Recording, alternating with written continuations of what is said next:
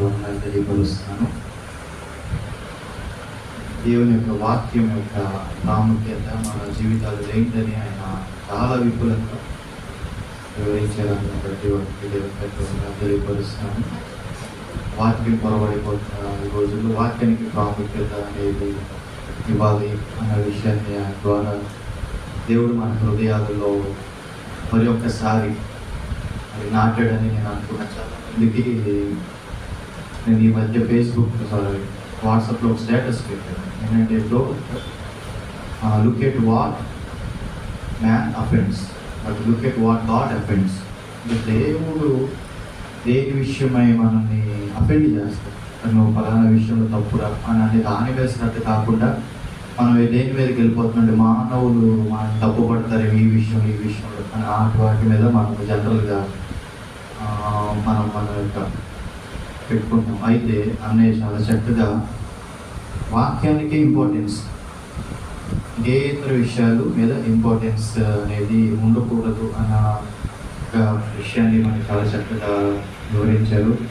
కొంత అఫెండ్ అవుతాం అంటే అదేంటో మనల్ని నచ్చని మాటలుగా అనిపిస్తుంది. కానీ అది సరిగ్గా అర్థం చేసుకుంటే వాటి యొక్క ప్రాముఖ్యత మన జీవితాలలో చాలా ఉంది.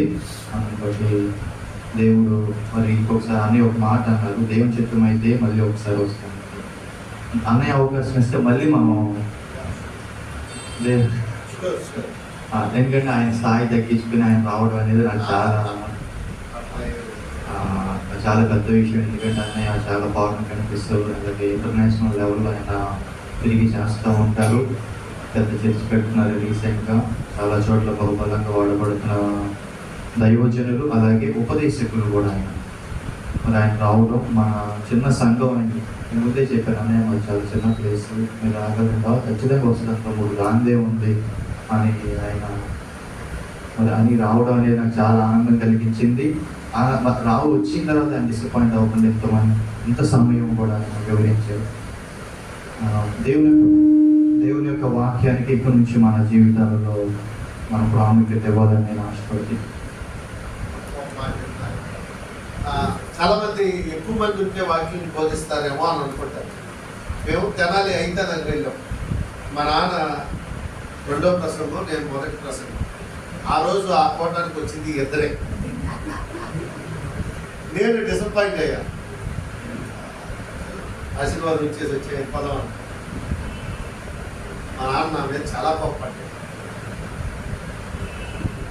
అయితే విషయం ఏంటంటే మేము ఆ ఇద్దరికే నేను వాక్యం చెప్పి నేను చెప్పే సార్లే నాన్న, లేదు నాన్న నేను కూడా చెప్తాను, మా నాన్న కూడా చెప్తాను. ఇద్దరం కలిసి చెప్పాం, ఇద్దరికే చెప్పాం, ఇద్దరు చెప్పాం. సెటప్ చాలా ఉంది అక్కడ, కానీ వచ్చింది ఇద్దరే. సరే ఇద్దరికి వాక్యం చెప్తే దేవుని స్తోత్రం, ఆ ఇద్దరిలో ఒక్కరు బాగుంటుంది. నాకు తెలీదు, నేను ఎప్పుడు నాకు అలా ఎంతమంది ఉండాలి అంతమంది ఉంటేనే అలా హ్యూమన్స్ కాబట్టి బాగుంటే బాగుంటుంది అనుకుంటాం. బట్ ఒకరున్నా ఇద్దరున్నా క్లాస్ ఎప్పుడు క్లాస్. కనుక నా సలహా ఏంటి అంటే ఒక సిరీస్లో వెళ్తే బాగుంటుంది. ఎవరైనా ఒక కంటిన్యూషన్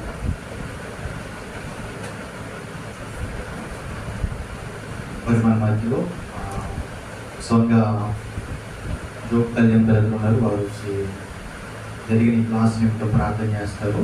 తర్వాత మన మధ్యలో అన్నయ్య దీవెనతో మనం ఫినిష్ చేసుకున్నాం. వచ్చిన మీ అందరికీ చిన్న తేనెటి పానీయం టీ ఉంది, తాగి వెళ్దాం.